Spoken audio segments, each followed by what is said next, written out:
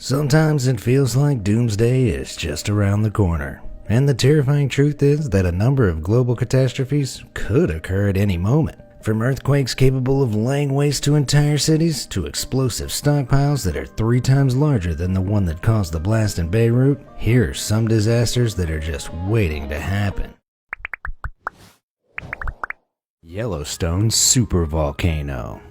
Yellowstone National Park is famous for its breathtaking hot springs, natural wonders, and of course, several species of protected wildlife. One thing it's less esteemed for is what's known as a supervolcano, which is just as bone-chilling as the name suggests. What's so super about a supervolcano is that it can belch out nearly 250 cubic miles of lethal ash, dust, and gas into the atmosphere, which, for some perspective, is about 1,000 times more powerful than the volume produced by the historic Mount St. Helens eruption in 1980. The Yellowstone supervolcano has erupted 3 times in history so far.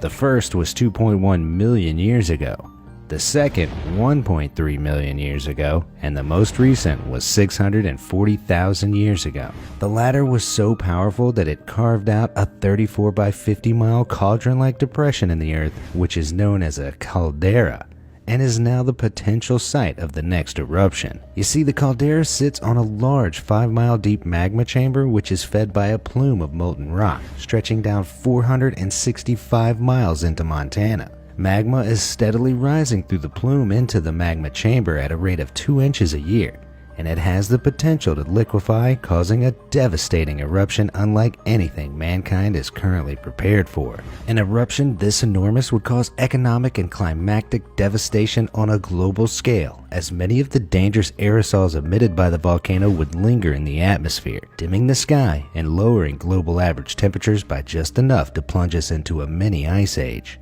In 2014, a scientific paper explored the hypothetical fallout of another supervolcano eruption and found that entire states like Wyoming, Montana, Idaho, and Colorado would also be buried in 3 feet of lethal volcanic ash.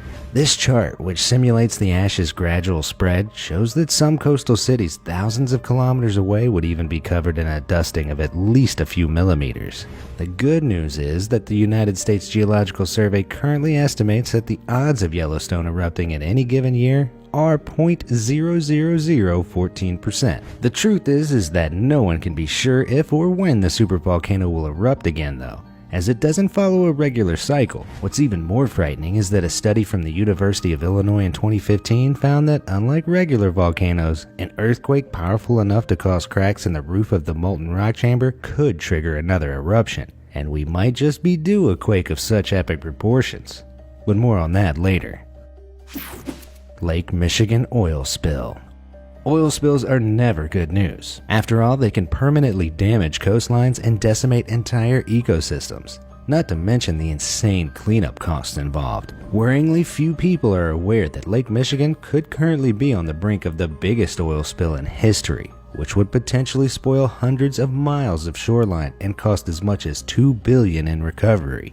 A grand total of 2.5 million miles of steel oil pipelines sit at the bottom of America's lakes, rivers, and wetlands like a secret spiderweb. And beneath Michigan's Great Lakes lays a ticking time bomb known as Enbridge Line 5.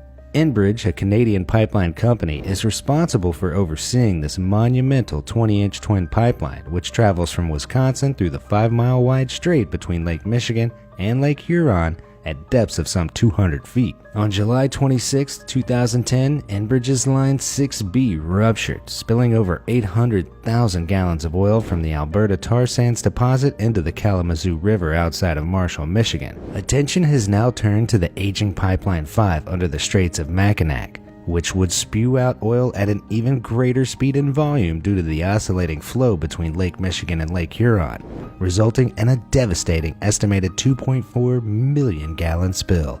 Those who worked on the pipeline in 1953 were told it would last some 50 years, but as it was built over 60 years ago now, it could be at serious risk of dangerous corrosion. Despite Enbridge claiming that the pipeline is still in good condition, National Wildlife Federation divers surveyed the pipe themselves wells in 2015 and found entire sections of unsupported pipeline, broken structural braces, and dangerous debris. Although some anchoring braces have been added since, Enbridge still refuses to replace the pipeline.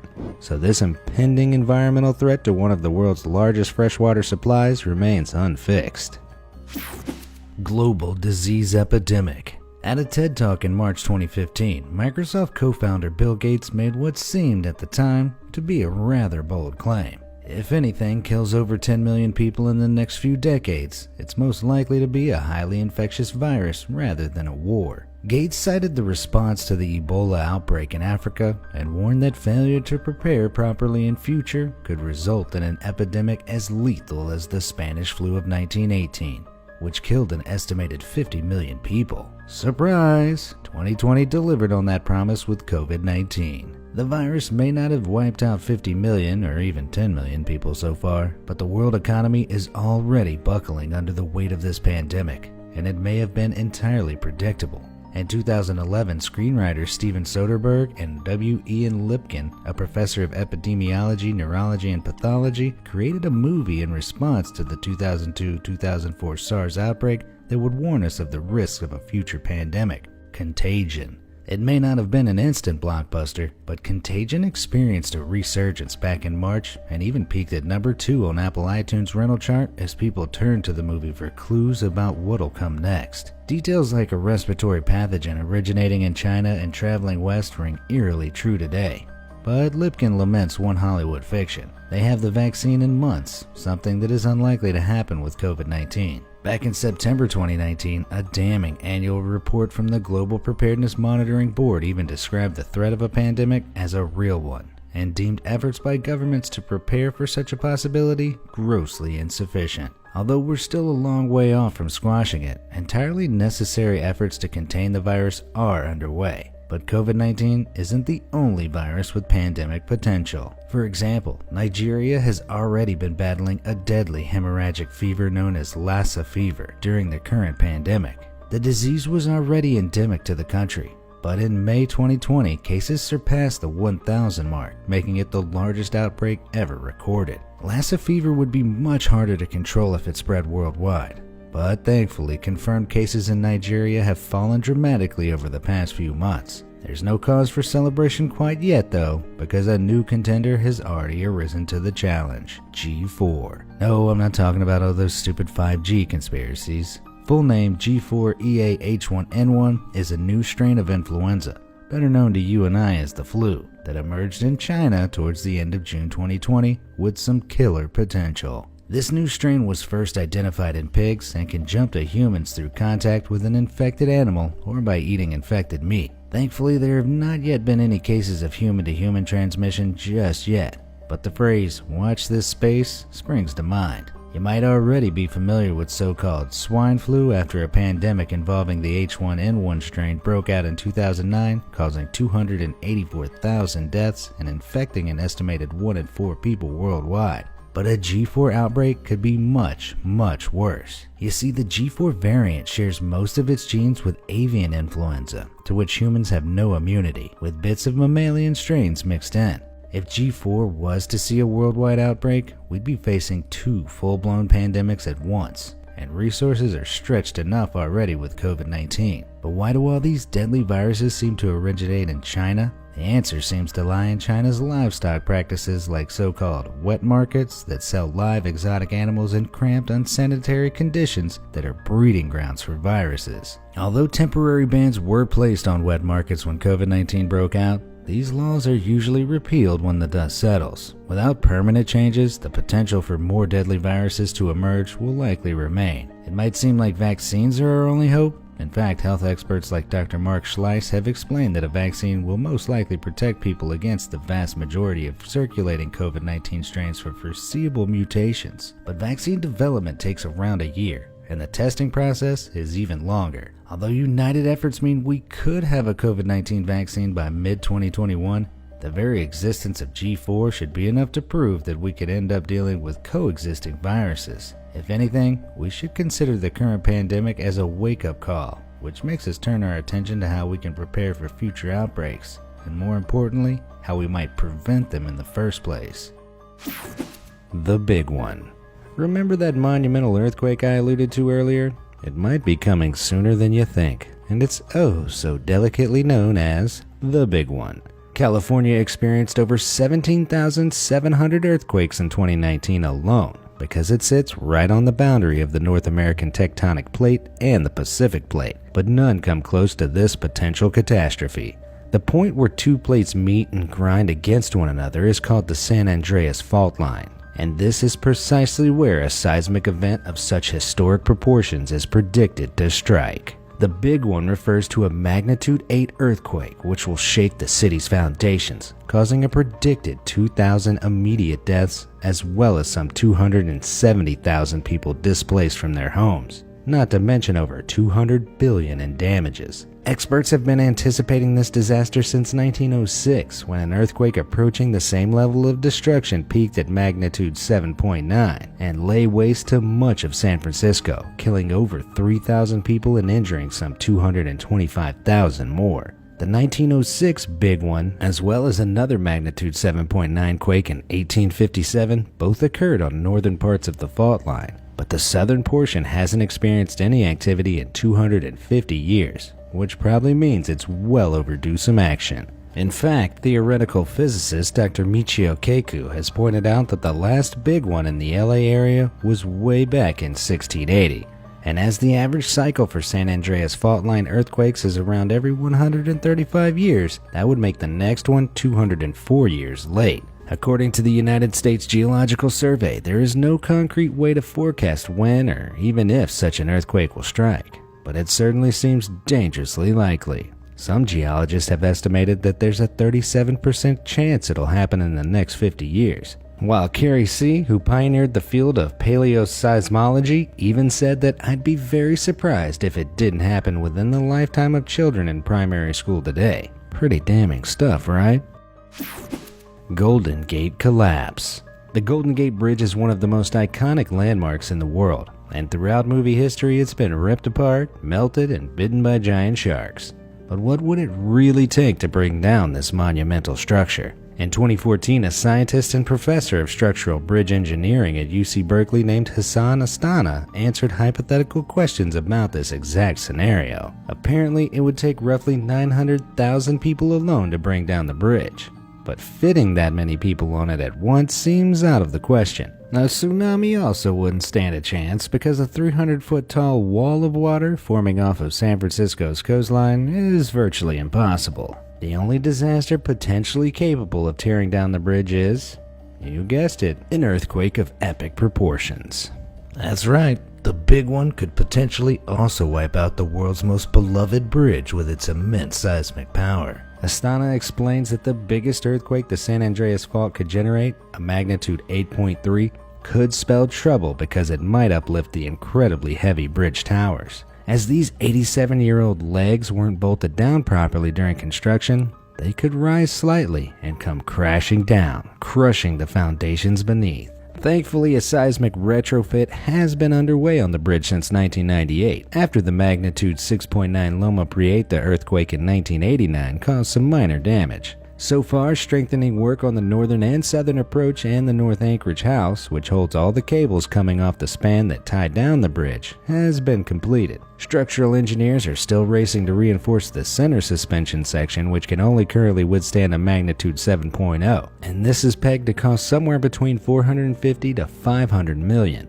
The Golden Gate isn't the only bridge at risk either, as the world has witnessed several high-profile bridge disasters in recent years, such as the 2018 Genoa Bridge collapse, which killed 42 people. A worrying report published in 2018 also found that over 54,000 bridges across America are deemed structurally deficient. That's almost 9% of all bridges in the country. It would take an estimated 37 years to repair these crumbling structures, so maybe it's time to start thinking about alternative routes home.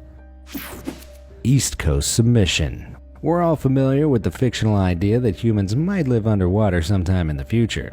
The UK boy band Busted even wrote an entire song about it. But what if I told you that reality might be coming even sooner than the year 3000? Unfortunately, I'm not talking about Atlantis-style advanced civilization here, but today's totally unprepared urban cities suddenly submerged in ever-rising seawater. Sounds pretty terrifying, right? A damning new climate report published in June 2019 claims that future sea level rise poses a serious threat to many coastal communities and might even mean that New York City is partly underwater as early as 2050. With the planet's temperature dangerously on the rise, huge glaciers melting would permanently alter global sea levels. If the entire West Atlantic ice sheet covering West Antarctica were to go down, for example, the world's ocean would rise by a staggering 16 feet, causing a colossal loss of coastal land. In the recent report, a global rise of 6.6 feet by the year 2100 is predicted as a worst-case scenario if temperatures warm by 9 degrees Fahrenheit. The East Coast is especially susceptible to this threat,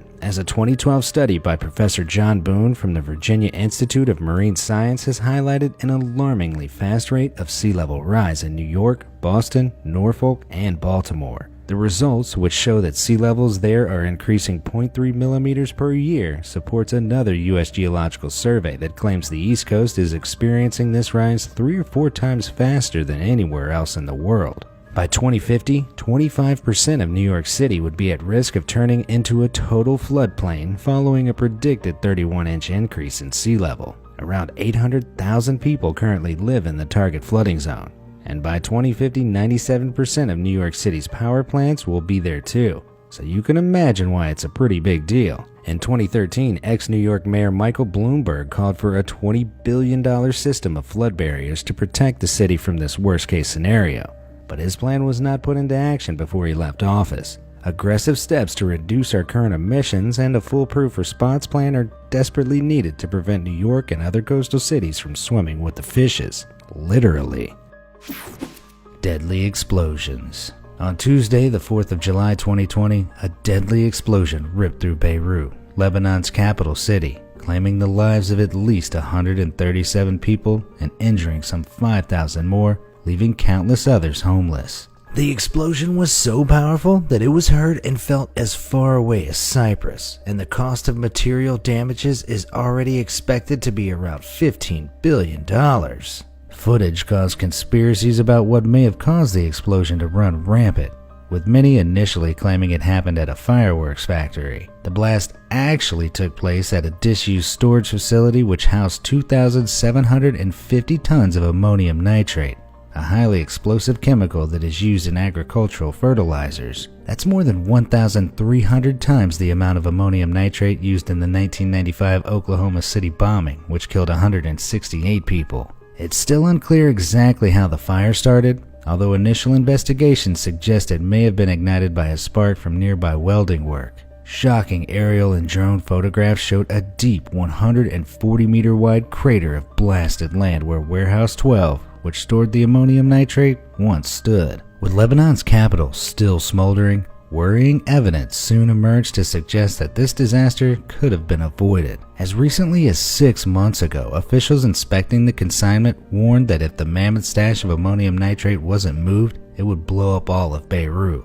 Pretty damning words. On the evening of Wednesday, the 5th of July, the government said that it was putting an unspecified number of Beirut port officials on house arrest pending an investigation into how the highly explosive materials came to be stored less than 100 meters from residential neighborhoods. As outrage over possible government negligence spread, the National Cabinet also declared a 2-week state of emergency, effectively giving the military full powers over the capital. The Russian-owned cargo ship that brought the ammonium nitrate to the port, named the Rosas, was detained and prevented from leaving for failing to pay port fees back in 2014 before it could reach its destination of Mozambique. The ship's owner, reported to be Igor Grachushkin, abandoned it along with the crew. At the time, its former captain Boris Perokashev recognized the dangers and described its 2,750-ton freight as a floating bomb. The mostly Ukrainian crew were held on board the ship for nearly a year before they were released, while the ammonium nitrate was confiscated and held at the port in a warehouse.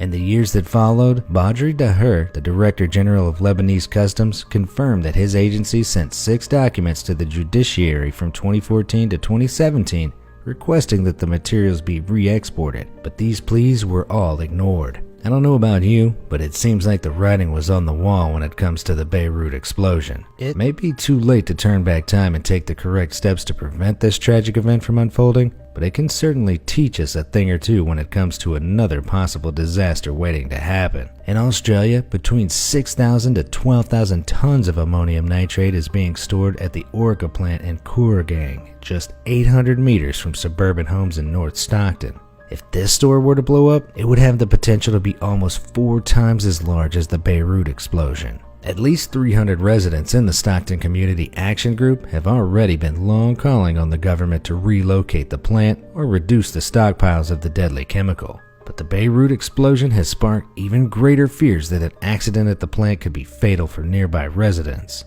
However, a spokesperson for the company said the plant is subject to stringent protocols and annual drills, and was quick to reassure people that there had not been a single incident involving the storage of ammonium nitrate in the Kooragang Island site's 51-year history. In fact, the potentially deadly material is stored in areas of the complex which are fire-resistant and built from non-flammable materials to minimize such threats. What's more, the site is regularly inspected by the NSW Environment Protection Authority to ensure compliance with the condition of the plant's major hazard facility license, and no concerns have ever been raised. On the other hand, the ammonium nitrate store in Beirut had been stored at the port for 6 years without correct safety measures, and the explosion was the result of countless government oversights. Although those living nearby to the Orica plant are right to be shaken after the news of the Beirut explosion, it also seems that the two aren't as comparable as they may seem.